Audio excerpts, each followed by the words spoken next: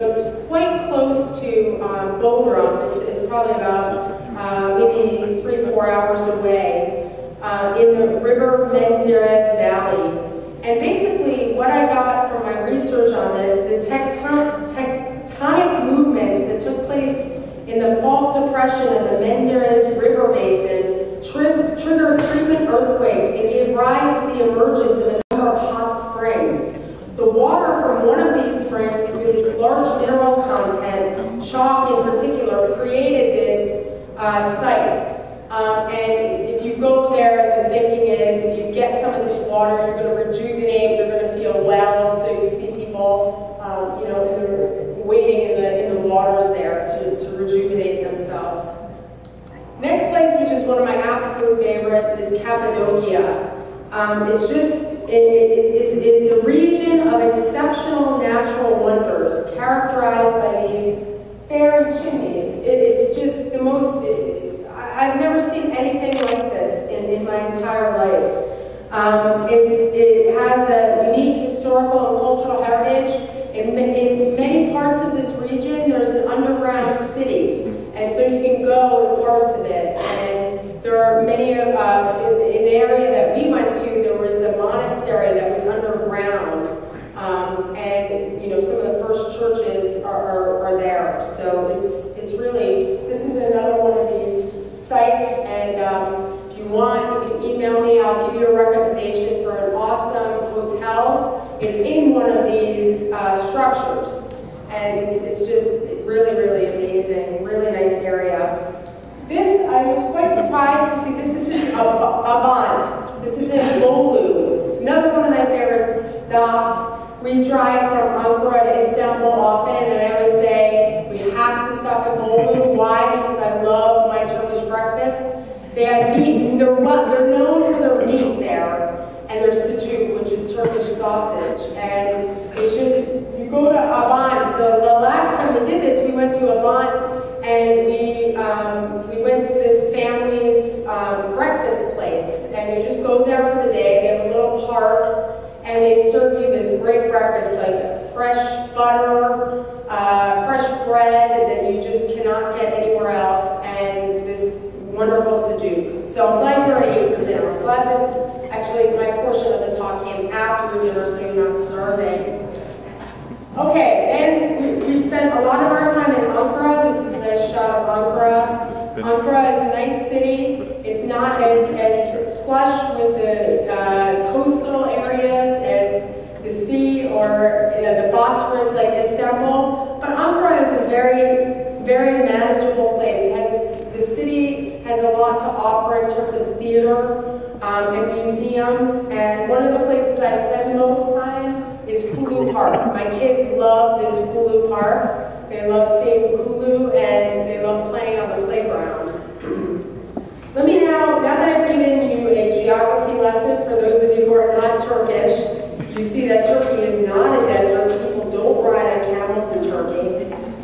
What can Americans learn from Turks? The first thing, of course, is the wonderful hospitality of Turks. No doubt Americans are friendly, but it continues to amaze me exactly how inviting and hospitable Turks are towards their guests. In Turkish culture, when a guest or misafir comes to your home, you roll out the red carpet. And I've been a guest in people's homes, and I've also been on the other side. I've hosted guests in my Turkish home. The first thing that happens as soon as the guest arrives is chai. The chai is put on. What's funny about this is, ironically, Turks are known for their coffee, but they're actually drinking much more tea than coffee. The second thing that happens is that the guests take off their shoes and are immediately given sandals or terlic to wear in the home. And everyone who's home comes and talks with the guests, and as soon as the chai is ready, not only do the guests get the chai, but whatever wonderful treats that are there. Kurabiye, cookies, burek, cake, kisser, everything. What surprises me is the hospitality doesn't end in the home. This wonderful hospitality doesn't end in the home. It begins in the home and it gets carried into the work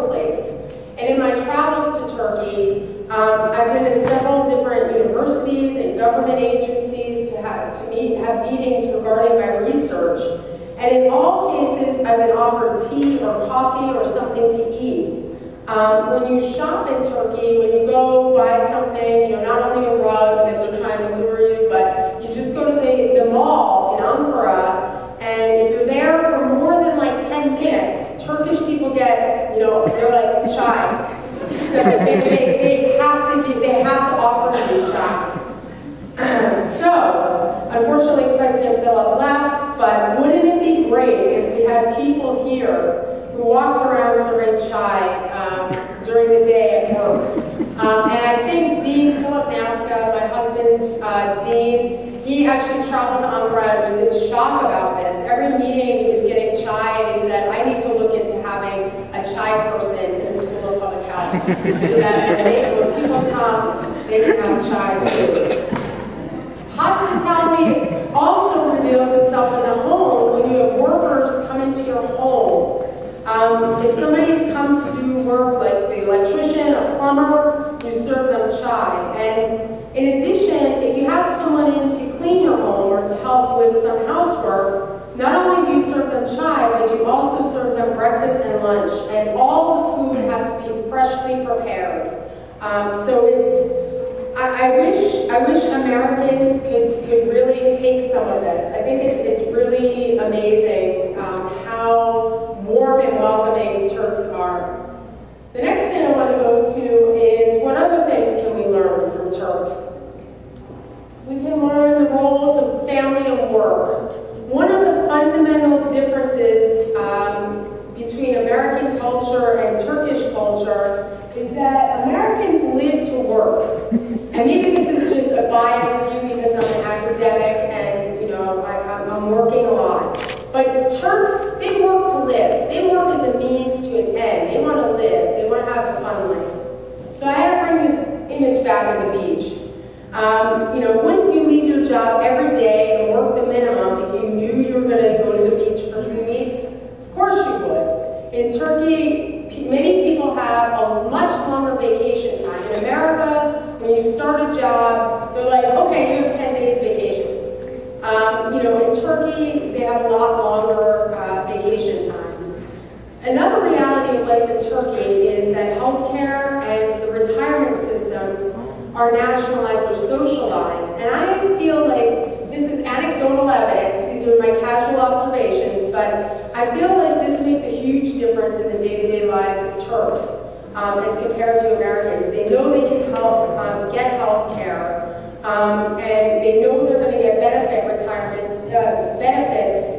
when they retire. And that makes for a much different life. They work as a means to have a nice life. And I'm not saying this isn't true for many Americans, but I feel that in the American culture, we're always working, working, working.